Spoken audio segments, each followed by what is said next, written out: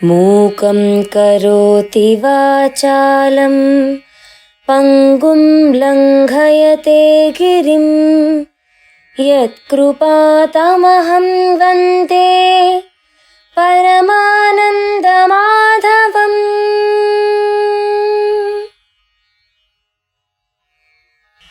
అధరం మధురం వదనం మధురం నయనం మధురం హసితం మధురం.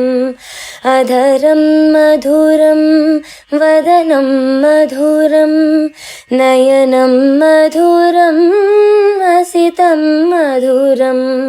హృదయం మధురం గమనం మధురం మధురాధిపతేరఖిలం మధురం. వచనం మధురం చరితం మధురం వసనం మధురం వలితం మధురం. చలితం మధురం భ్రమితం మధురం మధురాధిపతేరఖిలం మధురం. వేణుర్మధురో రేణుర్మధురః పాణిర్మధురః పాదౌ మధురౌ. వేణుర్మధురో రేణుర్మధురః పాణిర్మధురః పాదౌ మధురౌ. నృత్యం మధురం సఖ్యం మధురం మధురాధిపతేరఖిలం మధురం. గీతం మధురం పీతం మధురం భుక్తం మధురం సుప్తం మధురం. గీతం మధురం పీతం మధురం భుక్తం మధురం సుప్తం మధురం. రూపం మధురం తిలకం మధురం మధురాధిపతేరఖిలం మధురం. కరణం మధురం తరణం మధురం హరణం మధురం స్మరణం మధురం. కరణం మధురం తరణం మధురం హరణం మధురం స్మరణం మధురం. వమితం మధురం శమితం మధురం మధురాధిపతేరఖిలం మధురం. శ్రీ శ్రవణ ఛానల్కి శ్రోతలందరికీ కూడాను మరొకసారి స్వాగతం. నిన్న మనం ఈ కుంభాండుడితోటి ఈ బాణాసురుడి యొక్క సంభాషణ తెలుసుకున్నాం. అలాగే ఈ షోణాపురికి శివపార్వతులిద్దరూ రావడం, ఆ ఉద్యానవనంలో విహరించడం, బాణాసురుడి కుమార్తె ఉష పార్వతీదేవి ద్వారా ఒక వరాన్ని పొందడం కూడాను తెలుసుకున్నాం. ఈరోజు మనం ఆ రాకుమారుడు ఆ ఉషాదేవి అంతఃపురంలోకి ప్రవేశిస్తాడా లేదా అన్న విషయాన్ని మనం విందాం. కొద్ది రోజులు గడిచాయట. పరమేశ్వరు చెప్పినట్టుగానే ఒకానొక రాత్రి పాము కుబుసం లాంటి మృదు తల్పం పైన ఉష ఆదమర్చి నిద్రిస్తోంది. ఆవిడకి సమీపంలోనే చెలికత్తెలు నిద్రిస్తున్నారు. ఉషది తాకినంతనే కందిపోయే శరీరం, దానికి తోడు మిసమిసలాడుతున్న అవయవనం ఆవిడది. ఆ రోజు అలసిపోయి నిద్రించసాగింది. కొన్ని క్షణాలు గడిచాయి. మన్మథాకారుడైన పురుషుడెవరో శయనాగారంలోకి ప్రవేశించాడు. ఉషుడు సమీపించాడు. సన్నగా నవ్వాడు. ఆవిడతోటి మాట్లాడాడు. చేయినందుకున్నాడు.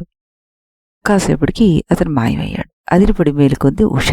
ఒక్క ఉదుటి లేచి కూర్చుంది. కళ్ళు తెరిచి చూసింది. ఎదురుగా మన్మథాకారుడు లేడు. చుట్టూ చూసింది. ఎక్కడా కనిపించలేదు. కనిపిస్తే సిగ్గుతోటి భయంతోటి వణికిపోయేదేమో. కనిపించలేదు కాబట్టి బతికాను అనుకుంది. అమాయకత్వం రోధించసాగిందిట. సన్నగా ఏడుపు వినిపించడంతో ఏడుస్తున్నది ఎవరు? కంగారు పడ్డారు. మేలుకున్నారు చిలికెత్తలంతా. ఒకరినొకరు చూసుకున్నారు. తర్వాత ఉషను చూశారు. రాకుమార్తె ఏడుస్తోంది. ఏమైందో అనుకున్నారు. ఆందోళనగా ఆవిడ చుట్టూ చేరారు. అందరినీ తప్పుకోమని చెప్పి ముందుగా వచ్చింది ఈ చిత్రరేఖ. ఉష శిరస్సుని గుండెల్లో దాచుకుంది. ఏమైందమ్మా, ఏమైందంటూ ఓదార్చింది. చెలి, ఎందుకు ఏడుస్తున్నావు? ఏమైంది? భయంతో ఎందుకు వణికిపోతున్నావు? ఏమిటిదంతా అంటూ అడిగిందిట. అని, ఇంకా నీకింత తాపాన్ని కలిగజేసిన వారెవరో వారి గురించి తెలిస్తే నీ తండ్రి వాడి అంత చూస్తాడు. నీ తండ్రి బలిచక్రవర్తి కొడుకు బాణాసురుడని నువ్వు మర్చిపోకు. నీ గురువు ఎవరు? శుక్రాచార్యుడు. ఆయనేమన్నా సామాన్యుడా చెప్పు? తలుచుకుంటే నిన్ను అవమానించి నిన్ను భయపెట్టిన వ్యక్తిని సప్తసాగరాల్లో దాక్కున్న ఈడ్చుకొచ్చి శిక్షిస్తాడు. ఊరుకో తల్లి అంటూ ఆవిడ కన్నీరు తుడిచింది. చెప్పమ్మా ఏం జరిగింది అంటూ. అప్పుడు చెప్పలేక విషయం అంతా చెప్పింది ఉష. ఏం చెప్పను చెల్లిల్లారా, నేను ఇక్కడ మైమర్చి నిద్రిస్తూ ఉంటే అందగాడెవడో వచ్చాడు, నాతో సంగమించాడు, నా కన్యత్వాన్ని పోగొట్టాడు అందిట. అవునా? ఆశ్చర్యపోయారు వారంతా. అయితే జరిగిందంతా కళ లేక నిజమా అన్నది తెలియకుండా ఉంది. కళ అనుకుందాము అంటే అతడు నాకు అందజేసిన మధుర సంఘటనలు మరవలేకుండా ఉన్నాను. అదే బాధగా ఉంది. నా కన్యత్వం క్షణంలో వ్యర్థం అయిపోయింది. మహితాత్ముడైన నా తండ్రికి చిరిగిపోయిన అల్పత్వాన్ని కలిగించాను. ఈ కులానికే కళంకాన్ని తెచ్చాను. కన్నతల్లిని అపార శోకజలదిలో ముంచివేశాను. నేను జీవించి ప్రయోజనం లేదు. ఇంత జరిగినా నేనింకా కన్యకను అనుకుంటే అర్థం లేదు. నాకు ఇహపరాలు లేవు అంది భోరుమంది మళ్ళీ. ఊరుకోవ తల్లి, ఊరుకో అంటూ ఊరడించారు చెలికత్తెలంతా. తల్లి, ఇది ఉత్త కలే, నిజం ఎంత మాత్రం కాదు. అయ్యే అవకాశమూ లేదు. మనసులో లేకపోయినా వయసును బట్టి ఇలాంటి కలలు రావచ్చు. అయినా నువ్వు ఈ కలను తెలిసి కనలేదు. తెలిసి కన్నప్పుడు తప్పులకు ప్రసక్తి లేదు. పాపపుణ్యాల మాటే లేదు. కలకి కులశీలాలకి సంబంధమే లేదు. దీనికి నువ్వు ఇంతగా చింతించాల్సిన అవసరం లేదు. అయినా నువ్వు ఎలాంటి దానివో మాకు తెలీదా? నువ్వేమిటో నీ మనసేమిటో మాకందరికీ తెలుసు. ఇందులో నీ తప్పు ఎంత మాత్రం లేదు. బాధపడాల్సిన అవసరమూ లేదు. ఒకవేళ కలగలను అంటే కలగనడమే దోషమైన పక్షంలో పశ్చాత్తాపం చెందుతున్నావు కాబట్టి ఆ దోషం కూడా తొలగిపోయినట్టే. ఇక విచారించుకో అన్నారు. ఊరడిల్లినట్టుగానే కనిపించింది ఈ ఉష. చిత్రరేఖ అప్పుడు కలగజేసుకుంది అందిలా. ఉష, నాకొకటి గుర్తొచ్చింది. ఏమిటి అని అడిగింది ఈ ఉష. ఆ పరమేశ్వరి నీ మనోహరుని గురించి చెప్పిందంతా నిజమైంది. నువ్వు మర్చిపోయావేమో, గుర్తు చేసుకో. వైశాఖ శుద్ధ ద్వాదశి నాటి రాత్రి మంచి నిద్రలో ఉన్న నిన్ను తన మన్మథకేడితోటి మైమర్పు కలిగించేవాడే నీకు భర్త అవుతాడు అంది ఆ దేవి. అదే అయ్యింది. ఈరోజు వైశాఖ శుద్ధ ద్వాదశి. తల్లి చెప్పిందంతా అవుతోంది. నువ్వు దేనికి విచారించాల్సింది లేదు, పైగా ఆనందించాల్సింది అంది చిత్రరేఖ. అవునా కాదా అంటూ అడిగింది. నవ్వుతూ ఉష భుజాలు పట్టుకుని కుదిపేసింది. అవునన్నట్టుగా తల ఉడిపింది ఉష.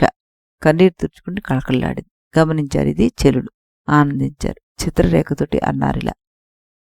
చిత్రరేఖతోటి ఈ ఉష ఇలా అంది. సఖి, పరమేశ్వరి మాటలు గుర్తు చేసి నా బాధంతా చేత్తో తొలగిపోయేట్టుగా తొలగించావు. ఆనందంగా ఉంది ఇప్పుడు. అయితే కల్లో జరిగింది ఇలాలో ఎప్పుడు జరుగుతుందా నా ఆతృత పడుతున్నాను.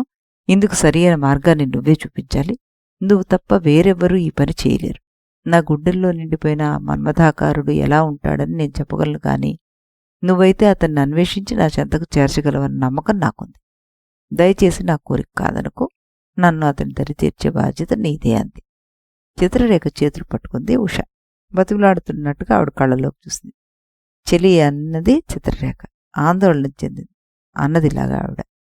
నీ మాటల్లో అబద్ధం ఎంతమాత్రమూ లేదు. నా జీవితం సమస్తం నీకోసమే. నీ కోరిక తీర్చడం నాకు ఆనందం. నీ ప్రాణేశ్వరుణ్ణి ఏదో విధంగా నీ దరికి చేర్చే బాధ్యత నాదే. నేను అందుకు సిద్ధంగా ఉన్నాను. అయితే ఆ మనోహరుడు ఎవరో తెలియాల్సి ఉంది. అందుకు చిన్న ఉపాయం ఒకటి ఉంది. దానికి నువ్వు సహకరించాలి అని. ఏం చేయమంటావో చెప్పు అంటూ అడిగింది ఉష. నిన్ను కవించిన ఆ మన్మథాకారుడి శరీర ఛాయ, అతని ముఖం ఎలా ఉందో నాకు నువ్వు తెలియజేయగలిగితే అతని పుట్టుక, పేరు, వైభవం, ఐశ్వర్యాదిగా అన్నీ ఇట్టే తెలుసుకోగలను. దయచేసి బాగా గుర్తు చేసుకుని చెప్పు. చెప్పనంటే వీలు కాదు. వసువులు, రుద్రులు, ఆదిత్యులు, అశ్వినులు తదితరులెవరూ ఈ సోణాపురంలో అడుగుపెట్టలేరు. అడుగుపెట్టలేని ఈ పురంలో నీ మనోరథుడెవరో అడుగుపెట్టాడు. ఒక రకంగా నీ తండ్రిని జయించాడు. నీ తండ్రినే కాదు, నిన్ను జయించాడు. నిన్ను హక్కును చేర్చుకున్న ఆ మహానుభావుడు సామాన్యుడు కాడు. నీ తండ్రి కయ్యపు తీటను తీర్చగలవాడు అనిపిస్తుంది. ఏదేమైనా చెలి, అదృష్టం అంటే నీది.